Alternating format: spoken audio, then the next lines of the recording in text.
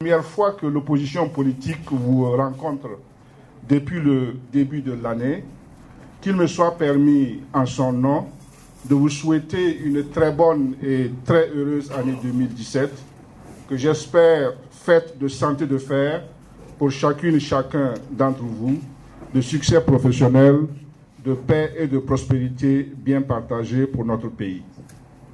Mesdames et messieurs, cette rencontre a lieu dans le nouveau siège du chef de file de l'opposition politique, où, comme vous le voyez bien, nous sommes en train de déménager progressivement.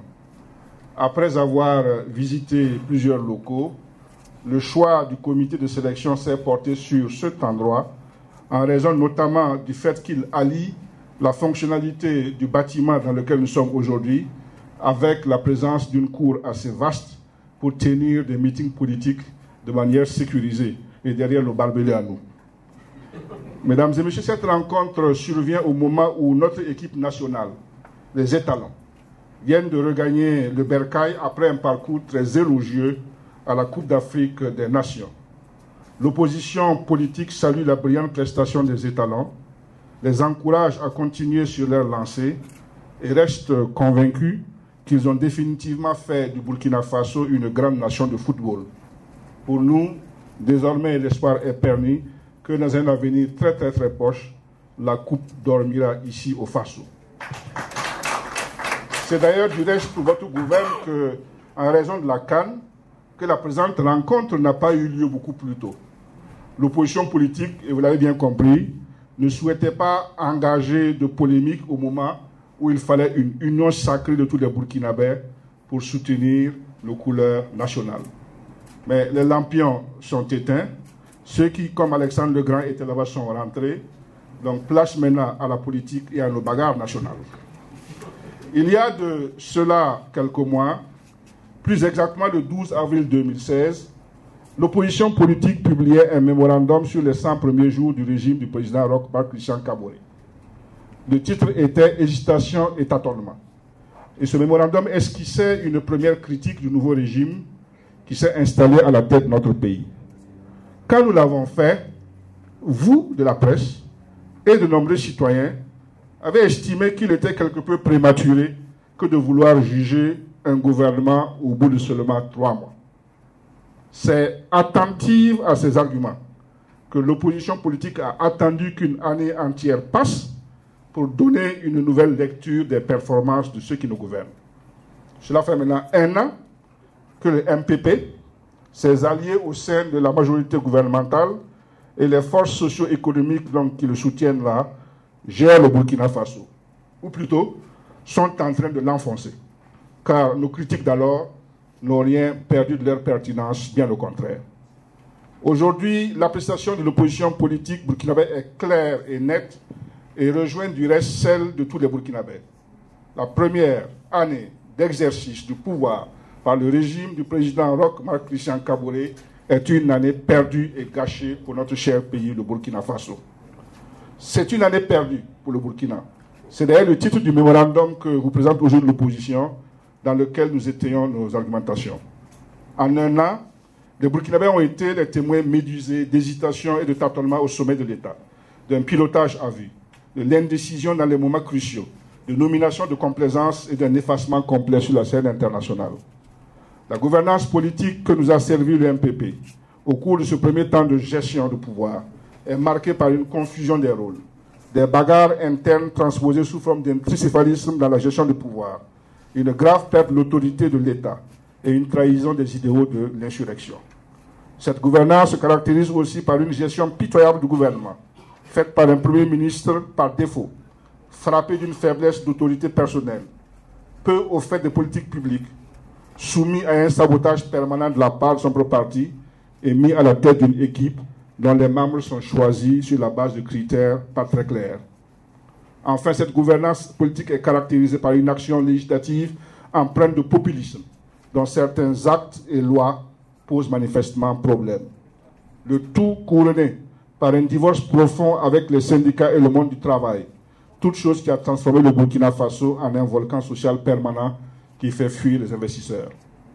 En occultant la gestion du pays pendant l'année écoulée, les domaines d'échec du pouvoir du MPP sont tellement nombreux qu'il est difficile de les énumérer tous.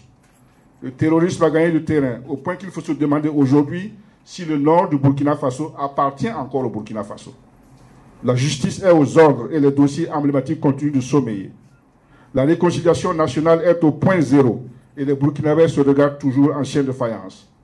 Les Congolais continuent de défier l'autorité de l'État et les risques d'affrontement avec les Dozo, porteurs du germe d'une guerre civile, n'ont jamais été aussi élevés. La démocratie est devenue violente et les élections entraînent des morts, comme on l'a malheureusement vu lors des dernières communales, première élection organisée par le pouvoir du MPP. Le pouvoir d'achat continue de baisser dans les ménages, obligeant les syndicats à instaurer un bras de fer permanent. L'éducation continue de s'enfoncer. Notre santé est prise en otage et le secteur minier est devenu le théâtre d'un nouveau pillage, puisque les nouveaux maîtres du pays veulent y prendre place et remplacer ce qui était avant. Les investisseurs, à commencer par les hommes d'affaires burkinabés, fuient vers l'extérieur.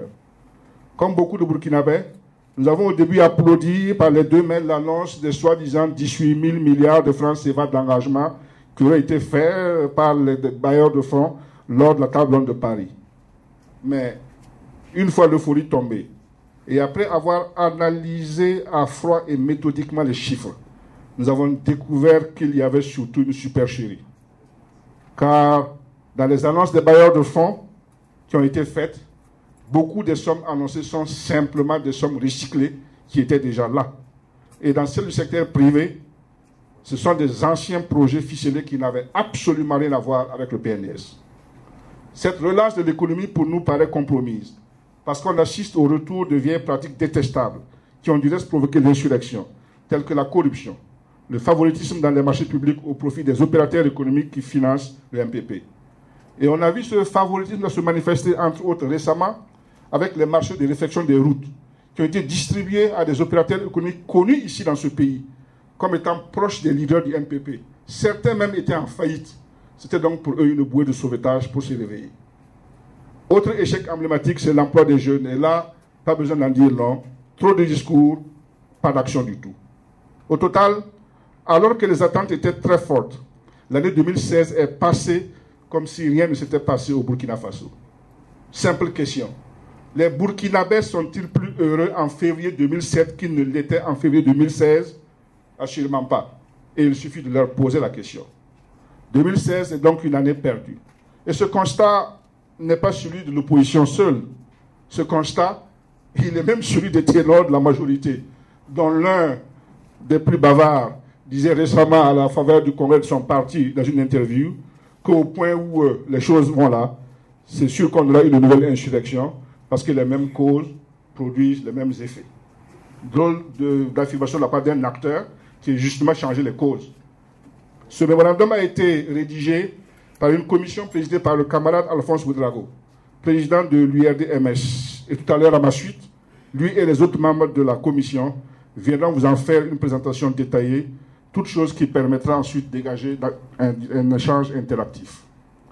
Mesdames et messieurs, 2016 a été une année de recomposition de l'opposition politique. La première vague de déclarations d'appartenance à l'opposition a concerné une vingtaine de partis, auxquels se sont ajoutés tout au long de l'année une dizaine d'autres. À ce jour, ce sont 33 partis politiques qui sont membres du cadre de concertation du chef de file de l'opposition. Comme par le passé, cette opposition compte en son sein des partis aux orientations idéologiques et aux parcours politiques très variés. Ce n'est pas une nouveauté au Burkina Faso. L'année 2016 a donc été, vous l'imaginez sans doute, une année de connaissance mutuelle, de découverte mutuelle, toute chose qui est préalable à l'organisation d'un combat commun. Comme je dis toujours, avant le mariage, il y a la rencontre, il y a le flirt, le partage de coca et de gâteaux et les fiançailles. Ça se passe comme ça. L'opposition entend les impatiences des Burkinabés et leur souhait que le combat soit engagé très vite et de manière plus virile. Qu'ils se rassurent, nous voulons le pouvoir plus qu'eux et nous sommes plus qu'eux pressés qu'il y ait l'alternance. Mais, quand il y a un mais, l'opposition tout de même tient à renvoyer les Burkinabés à leur responsabilité dans la situation actuelle. C'est leur vote qui a donné le pouvoir au MPP.